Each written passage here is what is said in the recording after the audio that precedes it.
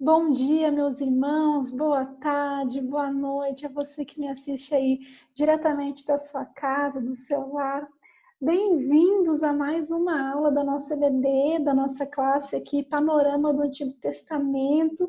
Sejam todos muito bem-vindos, que o Senhor possa abençoar a sua vida neste dia, a sua família, e que a aula de hoje possa nos edificar muito e que nós possamos também continuar aprendendo um pouquinho mais sobre a palavra do Senhor e também sobre a história do seu povo, que é o que nós temos estudado aqui na nossa classe. Amém?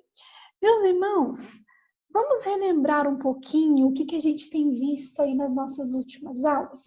Nas nossas últimas aulas, nós temos estudado sobre o cativeiro babilônico, ou seja, quando o povo foi levado cativo para Babilônia, como resultado aí de ambos os reinos, tanto Israel como Judá, terem aí se distanciado do Senhor, né? Terem se afastado do Senhor, se envolvendo em práticas idólatras, em grande pecaminosidade, imoralidade, atos realmente abomináveis ao Senhor.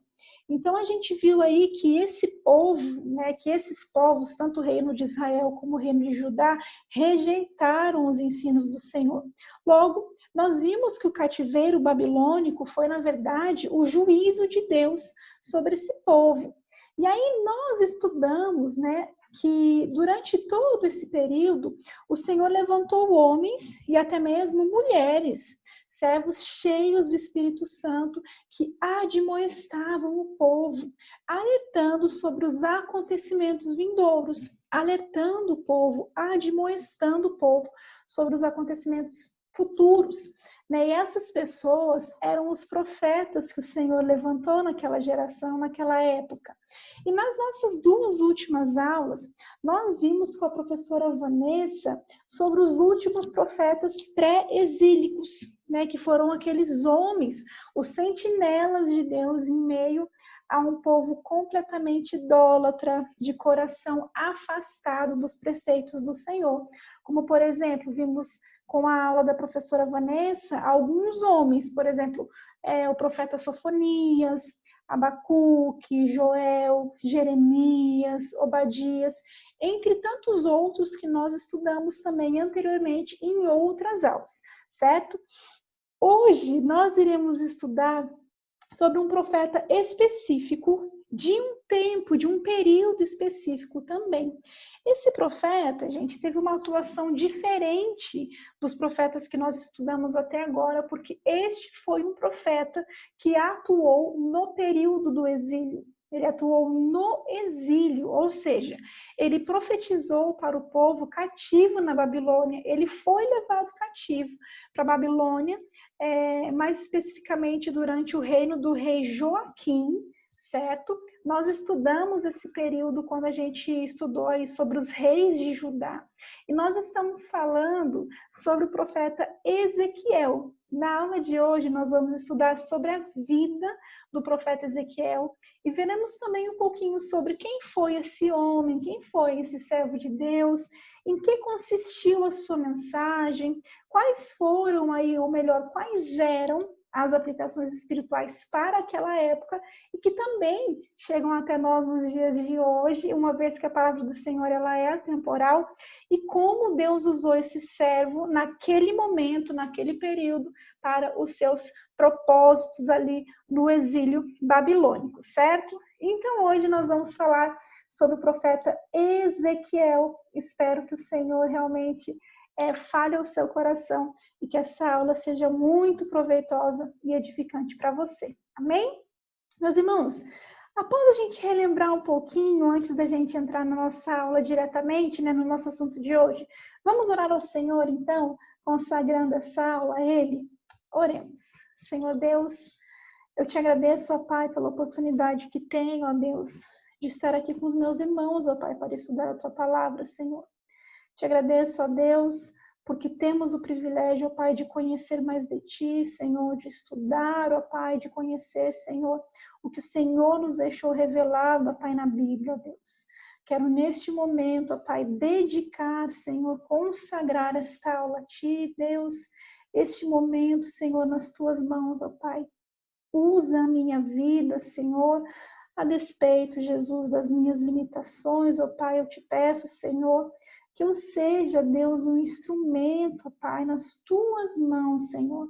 Que não sejam as minhas palavras, mas que sejam as tuas palavras aqui, ó Pai. E que a tua palavra, Senhor, encontre lugar e morada nos nossos corações. Te peço, ó Deus, por cada irmão, cada irmã, Senhor, cada família, ó Pai, que vai assistir esta aula, Senhor.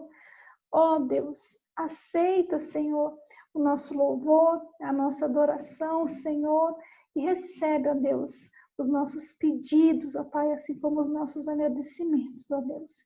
Consagramos a Ti este momento, ó Pai, em nome de Jesus. Amém. Meus irmãos, vamos então começar aqui com uma breve introdução, certo?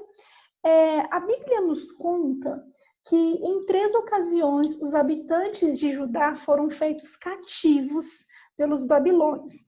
E aí, em linhas gerais, a gente vai recordar um pouquinho desses 3 momentos, certo? A primeira vez foi durante o reinado de Jeoaquim, quando Nabucodonosor levou para a Babilônia um pequeno grupo de judeus. E neste grupo estava Daniel e os seus 3 amigos, certo? Então, Daniel, ele foi levado aí nesse primeiro grupo cativo para a Babilônia, que foi ali mais ou menos no ano 605 a.C. Alguns anos mais tarde, pouco tempo depois, na verdade, né, já que foi aqui no ano 597 a.C., os babilônios atacaram Jerusalém mais uma vez. E quem reinava nesse momento era o rei Joaquim. Nós estudamos esse período, estudamos cada um dos reis, né, desses reis de Judá, na nossa aula sobre esses reis. E nós vimos aí que Joaquim, percebendo que ele não tinha como resistir ao ataque às forças babilônicas, ali naquele momento, ele se entregou para o rei, né? Ele se entregou para o rei Nabucodonosor, ele se rendeu e foi levado como prisioneiro para a Babilônia. E aí nós vimos que nesse ataque, né, dessa vez, os invasores, os babilônios, eles saquearam o templo, eles saquearam os tesouros reais, eles levaram o rei Joaquim, levaram a rainha mãe, os oficiais do palácio, executivos, artesãos, e todos os líderes, deixando apenas os que eles consideravam os pobres, né, em Jerusalém. E foi nessa leva de prisioneiros, né, entre os milhares de cativos que foram levados para a Babilônia, que estava o profeta Ezequiel, que é sobre quem nós vamos conversar na nossa aula de hoje, certo? Então, Ezequiel, meus irmãos, foi levado para a Babilônia durante este período, durante o reinado de Joaquim. E só para a gente fechar aqui nessa ideia de em que momentos os habitantes do reino de Judá eles foram levados cativos para a Babilônia, houve uma terceira vez, né, após essa segunda leva, digamos assim, lá entre os anos 587, 586 a.C., ou seja, pouco tempo depois, se a gente for fazer um comparativo, né, após isso, Zedequias subiu ao trono, né, se tornou o novo governante em Judá, mas após alguns anos ele se rebelou contra Nabucodonosor. E aí Jerusalém sofreu um novo ataque e foi finalmente destruída, como havia sido profetizado anteriormente, né, que Jerusalém seria de fato destruída. Logo, enquanto o profeta Jeremias, nós estudamos sobre ele, né, nas últimas aulas, proclamava a palavra de Deus em Judá durante esse período sombrio de exílio, Ezequiel profetizava aos judeus que estavam exilados na Babilônia, certo? Então Ezequiel, ele foi um profeta do exílio, ele foi um profeta que atuou na Babilônia, que atuou no exílio, ele foi levado cativo e aí ele profetizou para aqueles judeus que estavam lá cativos, prisioneiros na Babilônia. E aí nós podemos pensar aqui inicialmente quem foi esse homem, quem foi Ezequiel? O que nós sabemos sobre o profeta Ezequiel? O que a Bíblia nos conta sobre ele? E aí nós temos algumas informações que a Bíblia compartilha conosco, certo? Inicialmente, meus irmãos, a gente tem algumas informações gerais aqui sobre a pessoa de Ezequiel, certo? Ezequiel nasceu no auge da reforma religiosa de Josias. Você lembra que na nossa aula sobre os reis de Judá, houve um rei chamado Josias que promoveu uma grande reforma religiosa em Judá, né? Um rei que verdadeiramente andou com Deus, né? Sendo que vários outros reis haviam se distanciado do Senhor, erguido altares para outros ídolos, né? Praticado atos abomináveis aos olhos do Senhor, levado o povo ao pecado, né? Conduzido o povo à idolatria, enfim.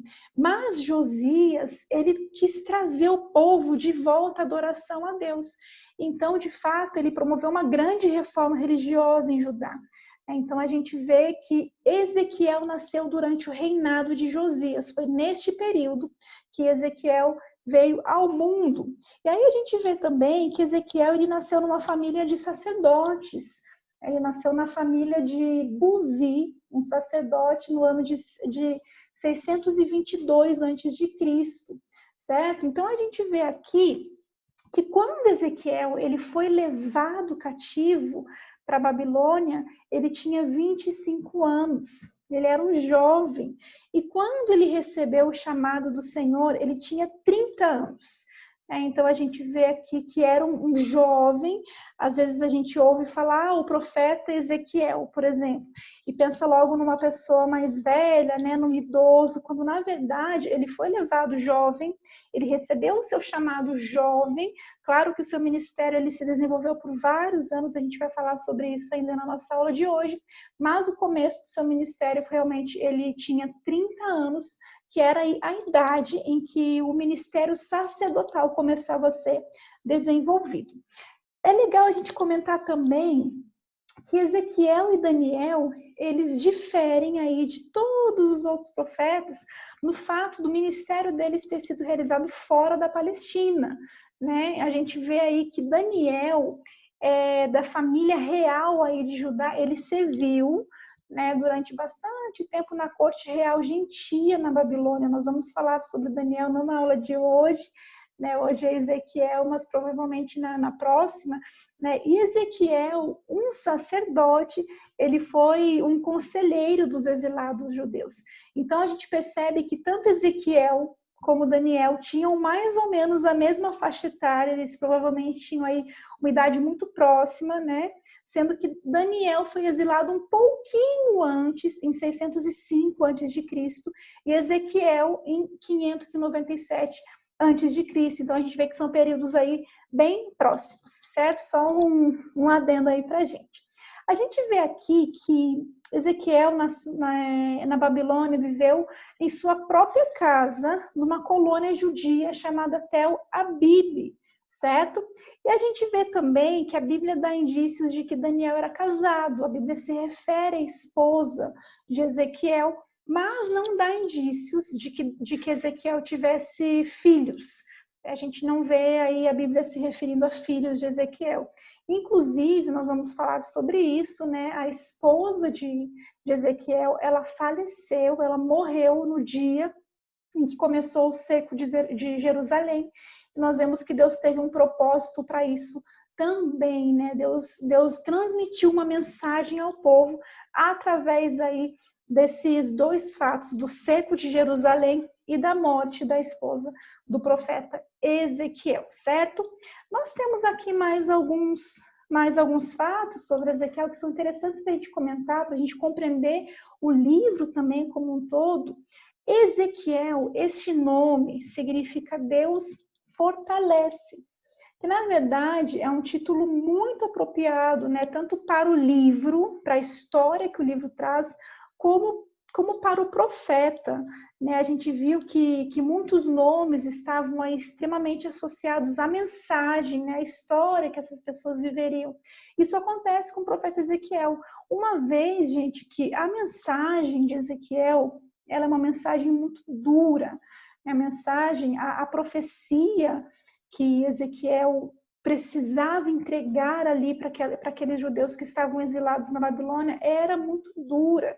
A gente vê aí que previa a destruição de Jerusalém, previa o juízo que Deus traria sobre o povo, como consequência a infidelidade e a desobediência para com Deus. E ainda que a mensagem de Ezequiel tenha incluído ali palavras de esperança nos últimos capítulos, né, nos capítulos finais, grande parte da profecia de Ezequiel, das palavras, da mensagem de Ezequiel, tratam de desgraça, de tragédia, de desolação, de morte, realmente do peso da ira de Deus sobre o povo. Eu confesso para os irmãos que, para preparar essa aula, eu li o livro de Ezequiel e eram palavras tão duras, eram palavras tão fortes que em alguns momentos eu me vi chorando e pensando, Senhor, misericórdia, me colocando no lugar daquele povo, mesmo que fosse um povo pecador, um povo que realmente escolheu não estar perto do Senhor, não seguir os preceitos do Senhor, eram palavras tão duras, tão pesadas, né? E ali eu senti dor pelo que aquelas pessoas passariam, né? Tamanha desolação, ao mesmo tempo em que fica claro como o coração de Deus estava entristecido com aquelas pessoas. Então, realmente, são palavras muito duras, muito fortes, muito pesadas, né, vindas aí da parte do Senhor para aquele povo naquela época, certo? A gente vai ver um pouquinho dessas palavras hoje, mas eu recomendo muito a leitura do livro como um todo, porque realmente são palavras muito duras, que mostram aí a tristeza do Senhor, mas também a justiça de Deus para com aquele povo, né, que se desviou dos seus caminhos, que não honrou a aliança do Senhor. Então a gente vê aqui então que tem muito a ver, né, esse nome Deus fortalece. Falando sobre a autoria de Ezequiel, nós vamos ver que essa autoria ela é reconhecida universalmente, né? Ela não é uma autoria contestada, certo? Então, embora o seu nome não seja mencionado em nenhum outro livro bíblico, é identificado de diversas formas como o autor no próprio livro. E aí eu trouxe aqui alguns fatos para a gente sobre essa autoria, tá? Por exemplo, aqui, ele se identifica pelo nome, né, pelo próprio nome no capítulo 1 e no capítulo 24. E em todo o livro ele apresenta um estilo autobiográfico. Então é como se ele estivesse contando ali a própria história, o que de fato está acontecendo, né? Ele está descrevendo o seu ministério. Usa um singular estilo gráfico de visões, parábolas, alegorias e ações simbólicas no livro todo. A gente vai ver que essa é uma característica própria de Ezequiel. Ele teve muitas visões, né? O Senhor falou com ele através de muitas parábolas, muitas alegorias, e isso é algo da história deste profeta. Nós vimos que cada profeta tinha aí o seu estilo, tinha a sua história, né? Tinha o seu contexto, e que isso certamente influenciava na maneira como a mensagem era transmitida. Né? Então, isso claramente é perceptível aqui também na história e no ministério de Ezequiel. A ênfase sacerdotal do livro também sugere ser Ezequiel um sacerdote, ofertas, templo, altar, sacerdotes, etc. Como eu falei, meus irmãos, Ezequiel, ele nasceu numa família de sacerdotes, né? Então, essa ênfase sacerdotal ela é muito presente no livro, mostrando, mais uma vez, o contexto desse profeta, algo que realmente a gente vê aí acontecer em cada profeta, né? Em cada livro, eles trazendo seu próprio contexto. E, por último, Ezequiel usou o seu próprio lar como um lugar de encontro, ministrou aos anciãos que se juntavam para receber o seu conselho, talvez inaugurando o sistema de sinagoga. Então a gente vai ver que no exílio, obviamente, os judeus eles não tinham um local, né, para adoração. Então Ezequiel ele usou a sua própria casa. A Bíblia fala sobre isso, né? Ezequiel relata que os anciãos eles iam até a sua casa para receber o seu conselho, para ouvir da parte do Senhor. E aí, provavelmente, inaugurando aí o sistema de sinagoga que seria instaurado. A gente pode observar que o ministério de Ezequiel, ele continuou por pelo menos mais uns 23 anos até meados ali de 570 a.C., que foi a última data registrada nas profecias de Ezequiel, lá no capítulo 29, certo? Então, uma outra coisa que é legal a gente conversar aqui sobre Ezequiel é que ele é muito específico nas datas, tá? Nas datas das suas profecias, ele é bem taxativo em relação às datas. Bem, a gente pode conversar um pouquinho aqui sobre os objetivos do livro de Ezequiel. Na verdade, a gente vê aqui que o objetivo era duplo, certo? Por que duplo? Porque a gente pode ver, meus irmãos, claramente na leitura do livro de Ezequiel, que esse livro ele é dividido em duas partes, ele é dividido em dois momentos. E o que faz essa divisão é a mensagem. A primeira parte é um tipo de mensagem e a segunda parte é um tipo completamente diferente de mensagem, ou seja, de profecia. Quais seriam aí esses dois objetivos, então? O primeiro seria promover o arrependimento e a fé com aviso do julgamento iminente sobre Jerusalém e sobre as nações. Então, a gente vê aí esse primeiro momento, né, Ezequiel trazendo aí os fatos que aconteceriam, a destruição de Jerusalém, a desolação desse povo, a destruição desse povo, com o objetivo de promover o arrependimento e a fé, né, avisando aí sobre o julgamento que era iminente. A gente vê aí que os judeus que ouviam Ezequiel pensavam que isso demoraria para acontecer, que Ezequiel estava falando de fatos futuros, vindouros, quando na verdade era um julgamento muito próximo, certo? Então, essa foi a centralidade da mensagem de Ezequiel na primeira parte do seu livro. E o segundo objetivo é estimular a esperança e confiança com a mensagem posterior de que um dia o povo seria novamente reunido, a cidade restaurada e um novo templo construído. Então, a gente pode ver aí nos capítulos finais de Ezequiel, o Senhor trazendo a memória do povo de que um dia esse povo ele seria novamente reunido, seria novamente congregado, a cidade restaurada e um novo templo seria construído, certo? Então, a gente pode ver, meus irmãos, que a primeira mensagem ela foi enfatizada durante os 6 primeiros anos do ministério de Ezequiel, certo? Onde ele falava de arrependimento, de desolação, né, de destruição. E aí ele afirmou nesse período que Jerusalém seria destruída, o templo seria destruído, algo que era inconcebível assim para os judeus no exílio.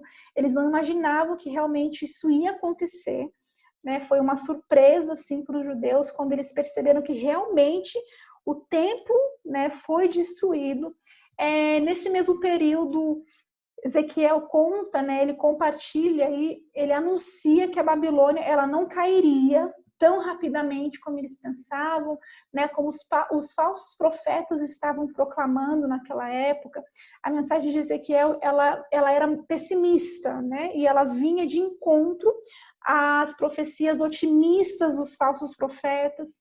E, ao mesmo tempo, Ezequiel profetizava que o Egito seria uma falsa esperança de auxílio, né? Porque o Egito também seria conquistado pela Babilônia, né? Porém, depois da queda de Jerusalém, Ezequiel se tornou um profeta de esperança, de otimismo, quando ele profetizou a restauração final de Israel.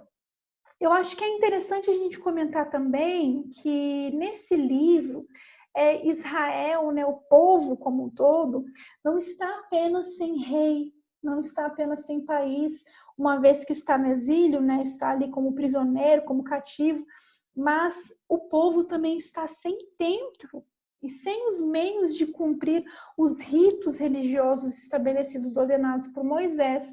Então, a gente vê que o único lugar de ajuntamento religioso na Babilônia que foi registrado por Ezequiel é a sua própria casa, onde ele aconselhava os anciãos. Então, nós vamos observar que esses anciãos eram evidentemente os primeiros líderes de sinagoga, que se tornaram aí mais tarde os governadores das sinagogas e do povo. Então, sem um templo, o sistema ritual de animais sacrificados, de festas e todas as funções relacionadas com o templo era completamente inoperante, não havia como fazer aquilo.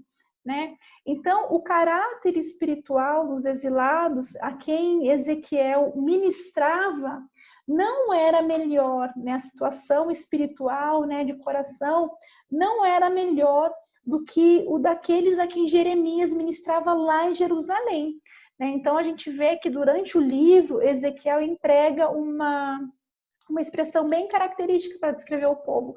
Ele descreve o povo como casa rebelde.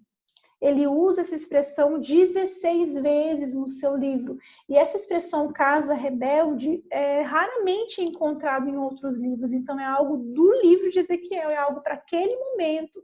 Né? Foi assim que ele resolveu descrever aquele povo. Então, a mudança do local, né, mesmo que eles tivessem saído, né, cada um do seu reino, o reino de Judá, o reino de Israel, ainda que eles não estivessem mais nos seus locais de origem, a mudança de local não mudou os corações, aqueles corações duros, idólatras e distantes do Senhor, certo? Então, eu acho que toda essa introdução é interessante para a gente compreender melhor aí o que o livro de Ezequiel traz para a gente, certo? Nós podemos conversar aqui, então, começar a falar sobre o esboço do livro de Ezequiel. É um livro grande, é um livro que tem 48 capítulos, né? Não é um livro pequeno. Hoje a gente vai conversar um pouquinho, vamos caminhar aí nesse livro, né? Tentando conversar um pouquinho sobre as principais partes. Para que a gente não tenha uma aula muito extensa, nós vamos comentar aquilo que eu acredito que é mais interessante para a nossa aula hoje, tá bom? A gente pode, meus irmãos, como eu comentei anteriormente, dividir o livro de Ezequiel em 2 momentos, certo? Então, a gente vai falar primeiro aqui do capítulo 1 ao capítulo 32, que tem aí como temática central o afastamento da glória e a destruição de Jerusalém, que é essa mensagem central aí dessa primeira parte, né? Deus retiraria a glória dele, certo?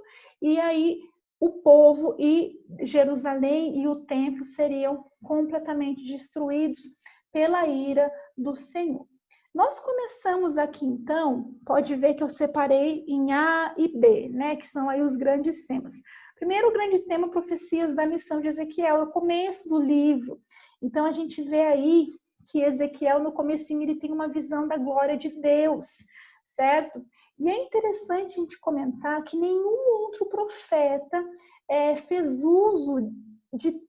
tanto uso de linguagem figurada ou de visões, né? Então, a gente vê aí que o livro de Ezequiel, ele está cheio de provérbios, de alegorias, de ações simbólicas, de pequenas descrições, de visões apocalípticas, e foi o que aconteceu aqui, né? Quando ele vê a glória de Deus. Realmente é uma descrição muito linda e muito detalhada.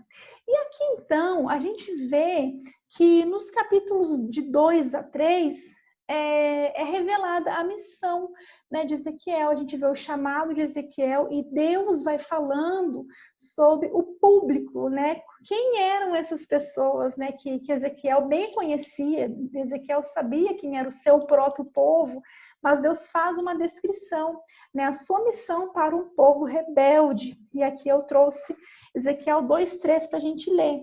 Ele disse: Filho do homem, vou enviá-lo aos israelitas, nação rebelde, que se revoltou contra mim. Até hoje, eles e os seus antepassados têm se revoltado contra mim. Então, aqui Deus faz uma pequena descrição. Na verdade, Deus descreve o tempo inteiro, né, o que o povo estava fazendo, os atos do povo. Então, é interessante a gente comentar que esse finalzinho, até hoje, então aqui a gente vê que Deus está falando para Ezequiel que há algo que já estava acontecendo, nessa revolta do povo contra Deus, contra os preceitos de Deus, contra a aliança estabelecida pelo Senhor com aquele povo. Eles estavam se revoltando, não apenas aquela geração, mas os antepassados também já tinham se revoltado, certo? Então, a gente vê aqui que dos capítulos 1 ao 3, essa missão de Ezequiel aí, com o chamado de Ezequiel. Nós temos um segundo momento, que é o retrato da desolação de Jerusalém. E aí, meus irmãos, a gente vê o Senhor começando a falar sobre a desolação que ele traria sobre aquele povo. Desolação, tragédia, morte pela espada, por praga, por fome, certo? Então a gente vê aqui este versículo de Ezequiel 5:9, por causa de todos os seus ídolos detestáveis, farei com você o que nunca fiz, nem jamais voltarei a fazer. E aí eu lembro daquele versículo, coisa terrível é cair nas mãos do Deus Altíssimo. Né? E era o que estava para acontecer aqui com esse povo, né? O retrato da desolação, da destruição aí de Jerusalém.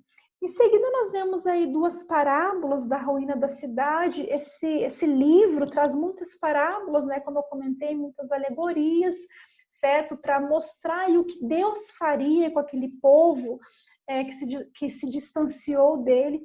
E aqui a gente vê a proclamação direta da ruína de Jerusalém, nos capítulos 6 e 7, como está aqui em Ezequiel 7:26. Virá uma desgraça após a outra, e um alarme após o outro.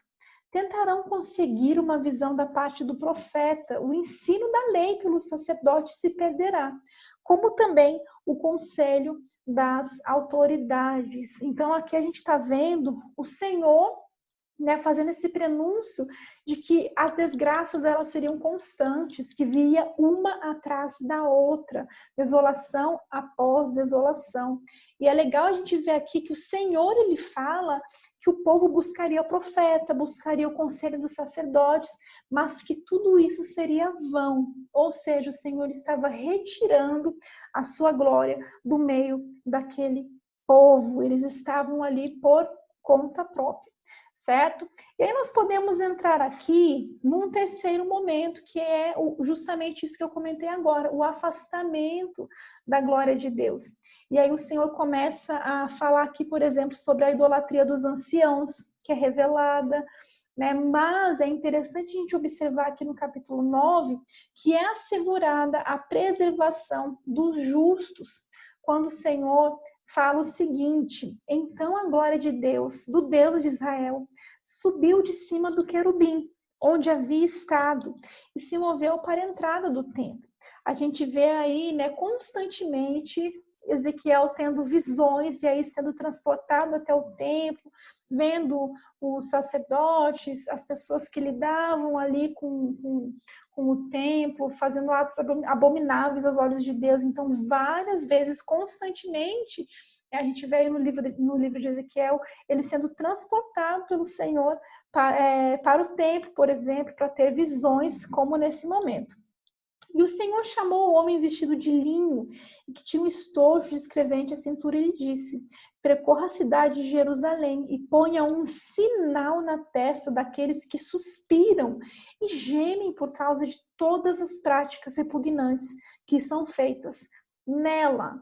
Então a gente está vendo aqui que o Senhor, ele por amor à sua justiça, ao seu nome, e por amor também àqueles que eram justos, né, a sua aliança, aos seus preceitos, ele assegurou aqui a preservação dos justos, daqueles que o temiam.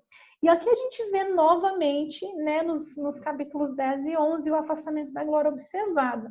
A glória do Senhor, né, vamos falar assim dessa expressão, glória do Senhor, a qual Salmos, Isaías se referem muitas vezes, é descrita aqui em Ezequiel como a presença visível de Deus. Né? Era essa glória do Senhor, a presença visível de Deus, ela é designada pela palavra hebraica Shekinah, que é conhecida pela gente, né? A Shekinah do Senhor. Então, essa nuvem de glória, ela residia sobre o propiciatário coberto pelos querubins do templo. Então, aqui a gente vê que Ezequiel, ele descreve o julgamento de Jerusalém pelo afastamento dessa glória. O Senhor não estaria mais ali, certo? O Senhor não estaria mais habitando ali no templo e no meio desse povo.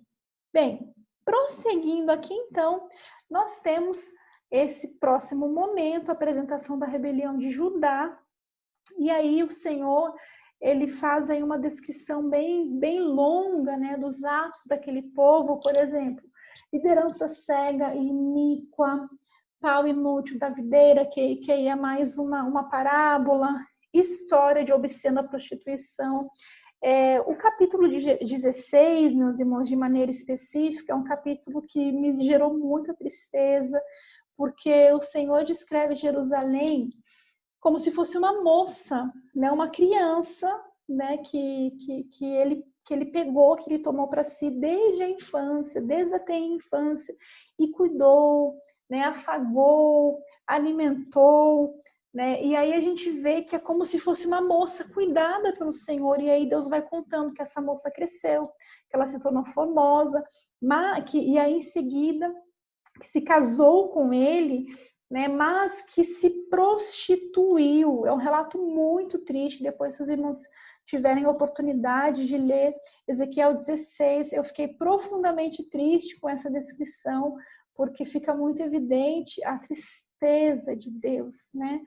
E aí a gente vê que, por isso que é história de uma obscena prostituição, que na verdade é como se fosse uma moça criada, né, em perfeito amor, criada para ser uma princesa, e quando ela se torna adulta, ela se prostitui da pior maneira, da pior espécie possível.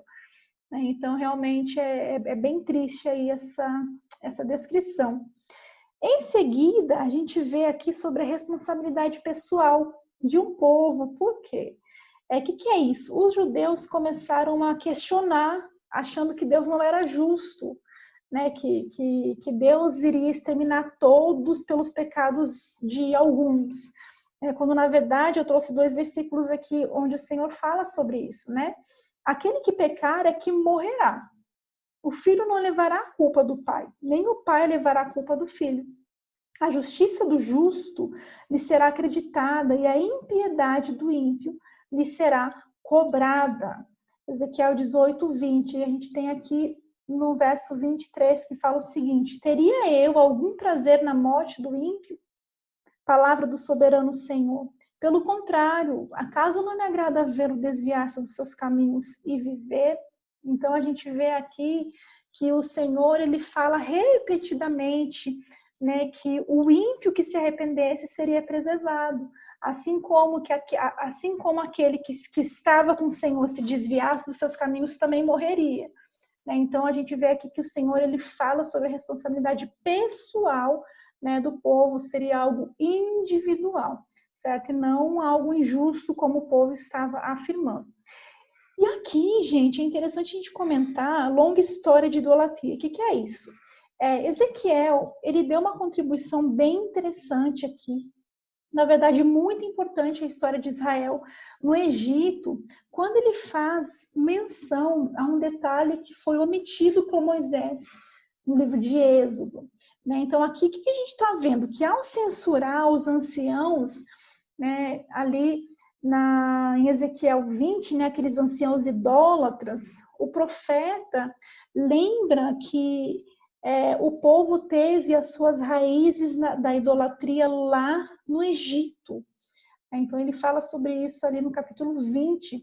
Então a gente pode perceber que o grande sofrimento do povo lá no Egito, infligido pelo faraó, pelos seus feitores, é visto por Ezequiel como tendo uma causa espiritual, né? Foi a profunda idolatria dos judeus naquele período.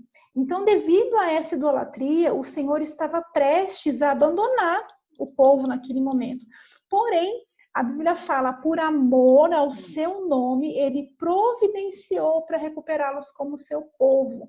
Então, é bem interessante a gente falar sobre isso, né? Porque não é algo que Moisés tenha deixado evidente no livro de Êxodo, certo? Mas é algo que Ezequiel traz aí para a gente, certo?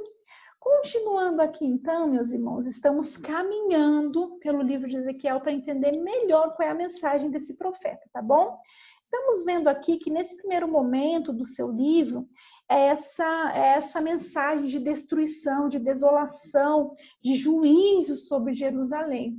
E aí nós estamos chegando aqui no capítulo 22, com a conspiração nacional de violência, onde eu achei interessante falar sobre estes versículos aqui de maneira específica. Olha só, Procurei entre eles um homem que erguesse o muro e se pusesse na brecha diante de mim e em favor da terra, para que eu não a destruísse, mas não encontrei nenhum só. Por isso derramarei a minha ira sobre eles e os consumirei com meu grande furor. Sofrerão as consequências de tudo que eles fizeram. Palavra do soberano Senhor. Então veja como o povo estava completamente corrompido. A gente vê aqui que o Senhor procurou um homem, apenas um, que se colocasse na brecha pelo povo de maneira geral, pedindo, intercedendo a Deus pelo povo para que o Senhor não destruísse aquelas pessoas, e o Senhor não achou um homem. Então a gente consegue imaginar realmente como que estava o coração daquelas pessoas, quão distantes do Senhor estavam aquelas pessoas, estava aquele povo. Aqui nós vemos então rejeição do castigo. Aqui é interessante a gente observar que no capítulo 24, Ezequiel recebe a notícia que Jerusalém foi cercada, foi sitiada, e no mesmo dia sua esposa morre. Vamos dar uma lida aqui então nesse trecho? Olha só, Ezequiel 15 a 18, 24, versículos 15 a 18. Veio a mim esta palavra do Senhor: filho do homem, com um único golpe estou para tirar de você o prazer dos seus olhos. Contudo, não lamente, nem chore, nem derrame nenhuma lágrima. Não permita que ninguém ouça o seu gemer, não pranteie pelos mortos. Mantenha apertado o seu turbante e a sandália nos pés. Não cubra o rosto, nem coma a comida costumeira dos pranteadores. Por isso falei de manhã ao povo, e à tarde a minha mulher morreu. No dia seguinte, fiz o que me havia sido ordenado. Então, o que aconteceu aqui? O Senhor, ele predisse, ele anunciou que levaria, a esposa de Ezequiel. Estou para tirar de você o prazer dos seus olhos, a esposa dele, a sua amada esposa. Então, aqui a gente vê um último sinal agourento, foi a morte da mulher de Ezequiel, por quem Ezequiel foi proibido por Deus de prantear. Mas por quê? Na verdade, Deus queria transmitir uma mensagem ao povo através desse fato de Ezequiel não prantear, não chorar pela sua esposa, que era aí uma comparação com o que aconteceria com o povo. Deus também destruiria o templo, e os judeus se sentiriam tão abatidos, tão arrasados, que eles seriam incapazes de prantear. Então aqui foi realmente o que Deus quis revelar, mostrar àquele povo. Era aí como se fosse uma comparação do que estava para acontecer. E por fim, a gente vê aí o término desse primeiro momento, finalizando lá no capítulo 32. Dos capítulos 25 a 32 são profecias contra vizinhos, contra outras nações. Então a gente vê que Deus, ele predisse aqui julgamentos a leste, a oeste e a sul, então contra outras nações, a leste, Amon, Moab e Edom, julgamento a oeste, Filístia e Tiro, e aí também fala do rei de Tiro, e julgamento ao sul, Egito e Etiópia. Então a gente vê aí também Deus trazendo juízo contra outras nações, certo? Então, meus irmãos, a gente comentou aqui de maneira mais resumida, mas pegando os pontos principais dos capítulos de 1 a 32, esse primeiro momento aí do livro de Ezequiel, que seria a destruição, a desolação de Jerusalém e do povo. Porém, a partir aí do capítulo 33, nós temos um novo momento no livro, que é quando Ezequiel começa a tratar sobre a volta da glória e a restauração de Jerusalém, certo? Então nós vemos aí processo profético da restauração de Israel. Então começa aqui Israel, exigência de reação pessoal, e aí Ezequiel começa a discorrer aí sobre o restabelecimento dessa glória do Senhor para com o povo, restabelecimento pelo pastor divino. Então observa aqui: porém sobre elas um pastor, o meu servo Davi, e ele cuidará delas e será o seu pastor. Eu, o Senhor, serei o seu Deus, e o meu servo Davi será o líder no meio delas. Eu, o Senhor, falei. Então aqui é um contraste, né, em relação, por exemplo, aos pastores daquela época, né, que o Senhor fala que eles não cuidaram do povo, que eles deixaram o povo, né, por conta própria. Então aqui ele está falando que ele mesmo aí estabeleceria um pastor sobre o seu povo. Restabelecimento por purificação divina, restabelecimento por vida e unidades divinas. Então aqui, meus irmãos, no capítulo 37, a gente tem aquela visão épica, né, bem conhecida de Ezequiel, que é quando o Senhor o transporta para um vale de ossos secos. E a Bíblia fala que eram muitos, que era um exército, que eram muitas pessoas. E aí a gente vê que, na verdade, aqueles ossos secos, né, eles se transformaram em pessoas. Né? O Senhor fez com que eles se transformassem em pessoas. Então eu trouxe aqui para a gente esses versículos, né? 37, versículos 4 e 5. Então ele me disse: profetize a esses ossos e diga-lhes: ossos secos, ouçam a palavra do Senhor. Assim diz o soberano Senhor a estes ossos: farei um espírito entrar em vocês e vocês terão vida. Então a gente vê aí que, na verdade, essa alegoria, né, esse exemplo dos ossos secos, era o que o Senhor faria com um povo morto espiritualmente, um povo decadente, um povo que realmente não tinha mais nada em relação ao Senhor. O Senhor faria com que eles novamente tivessem a vida e a glória do Senhor seria restabelecida. Então, assim como o Senhor fez com aqueles ossos secos, de trazer a vida aqueles ossos secos ao que parecia morto, assim o Senhor também faria com o seu povo. E aí a gente vê de maneira linda, né, Deus falando que tiraria o coração de pedra e daria a eles um coração de carne, e que eles seriam o seu povo, e que Deus, ele seria o seu Deus, certo?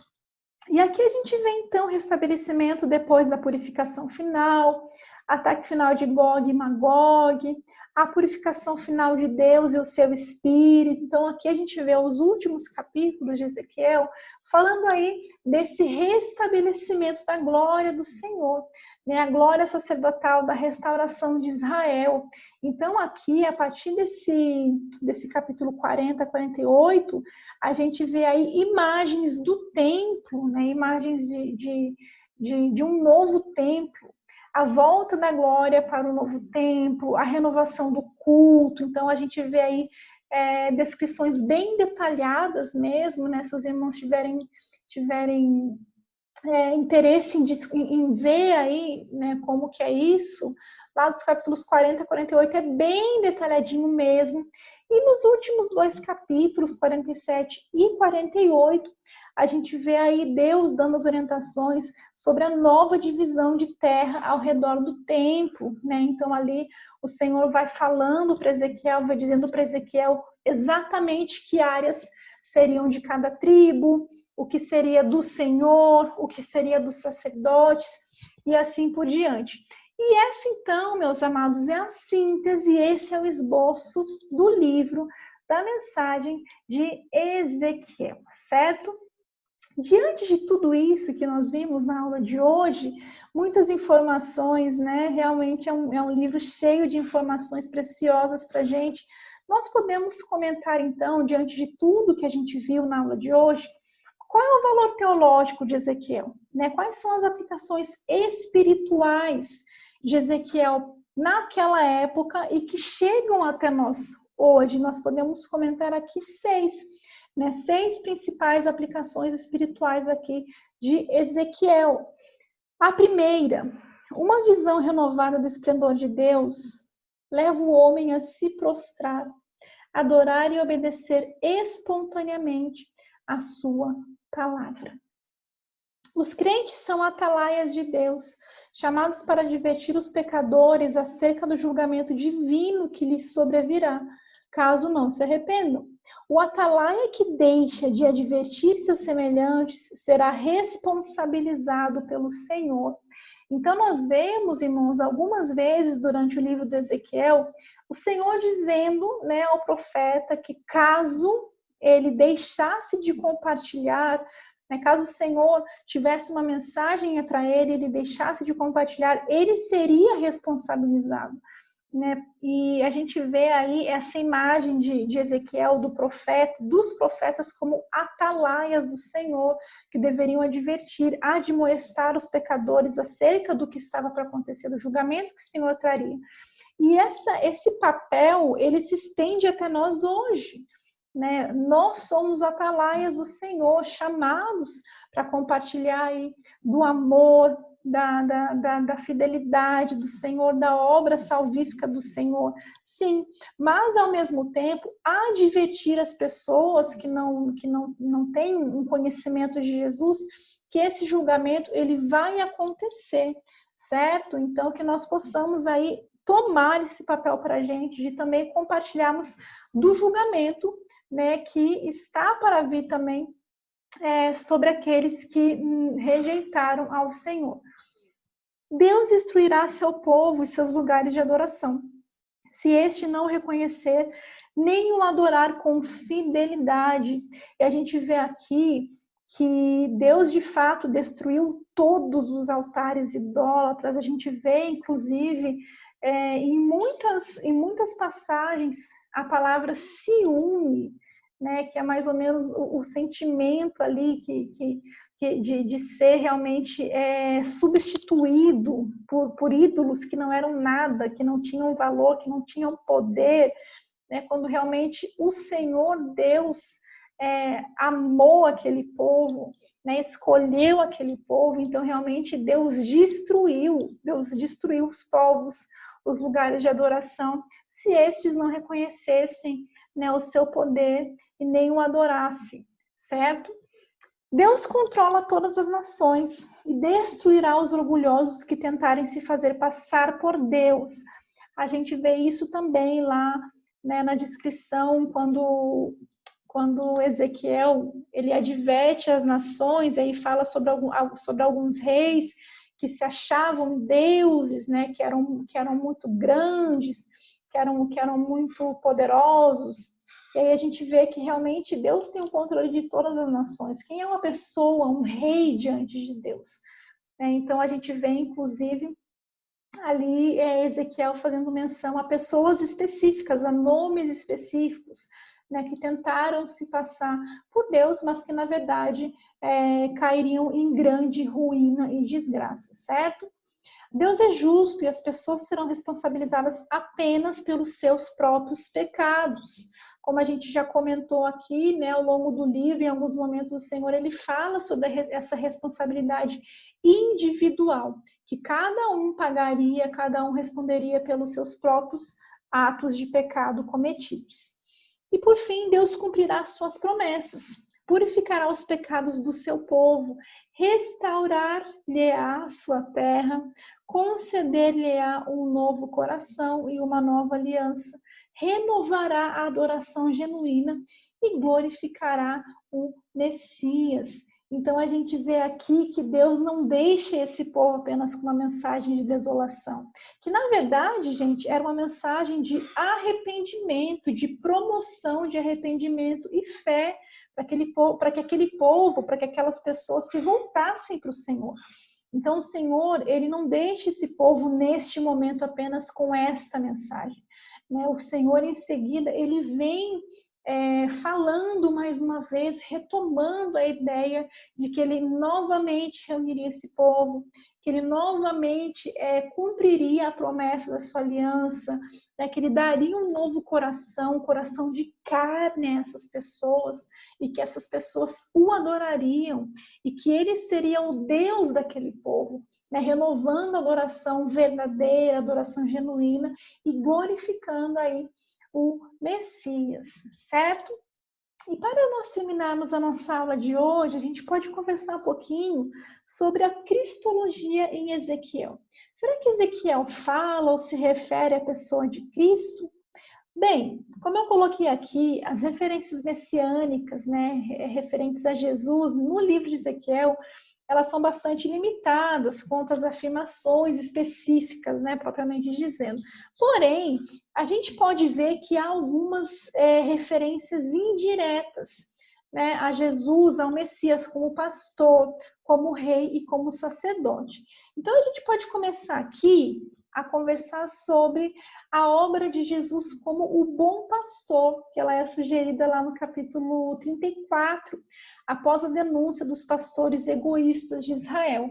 Então, a gente vê aqui que o Senhor, ele declara, deixa eu achar aqui, eis que eu mesmo procurarei as minhas ovelhas e a buscarei. E aí a gente vê nos textos seguintes, né, que vão elucidar aí a obra de Jesus como um bom pastor, cuidando, alimentando, né, libertando, reunindo, fazendo repousar, procurando a ovelha perdida, fortalecendo a enferma. Então aí a gente vê que, sem dúvidas, o texto a que Jesus se referiu também, quando ele declarou lá em João 10, eu sou um bom pastor. A gente vê aí, então, essas analogias, né? Jesus retomando essa figura de bom pastor, distinguindo-se dos falsos profetas daquela época, certo? Então, a gente vê que no Novo Testamento há algumas referências ao que Ezequiel havia dito também, certo? Aqui, então, há alusões ao seu reinado nos capítulos 21 e no capítulo 37. A gente vê ali que após essa predição de que os israelitas seriam congregados de todas as nações, o Senhor diz, farei deles uma só nação e um só rei será rei de todos eles. Então, essa informação ela é claramente messiânica, claramente ela está fazendo referência ao Rei dos Reis, certo? A Jesus. E, por fim, o sacerdócio do Messias não está mencionado nesse livro, mas acha-se subentendido pelo fato de o templo ter sido detalhadamente descrito sem um sumo sacerdote. A gente sabe que naquela época o templo do Senhor ele precisava da figura do sumo sacerdote. Porém, o templo que Ezequiel descreve não tem essa pessoa, não tem essa figura. Então, como é inconcebível, né, haver um templo sem um sumo sacerdote, o fato de esse sumo sacerdote não estar mencionado faz supor que todos saibam que um sumo sacerdote da ordem de Melquisedeque será levantado para ser sacerdote em seu trono. Quem seria esse sumo sacerdote? O Messias, o próprio Cristo. Então, a gente vê aí referências sobre isso em Salmos, em Zacarias e em Hebreus, certo? Então, aí são as nossas alusões aí à cristologia em Ezequiel. Meus irmãos, essa foi a nossa aula de hoje. Eu espero que tenha sido proveitosa para você, espero que tenha sido edificante. Realmente, o livro de Ezequiel, ele traz várias reflexões para a gente, vários princípios também, e realmente tem sido muito, muito, muito edificante a gente estudar sobre esses profetas, sobre aquele período, sobre como Deus trabalhou na vida daquelas pessoas, na vida daquele povo, e que realmente essas verdades espirituais que se aplicam a nós também nos dias de hoje, elas possam preencher o seu coração neste dia, tá bom? Um abraço para você, que Deus abençoe a sua vida. Espero que a nossa aula tenha sido edificante, de conhecimento para você. Espero que você tenha aproveitado, descoberto um pouquinho mais do livro de Ezequiel. Recomendo a leitura, caso o irmão nunca tenha lido, né, completo. Sei que é uma obra grande, né, um livro grande da Bíblia, mas verdadeiramente espero que o Senhor tenha falado com você e que você tenha aí sido edificado pela nossa aula, tá bom? Até a nossa próxima aula, que Deus abençoe. Um beijo para os irmãos e nos vemos, se Deus quiser, na nossa próxima aula. Tchau, tchau. Fiquem com Deus. Deus abençoe.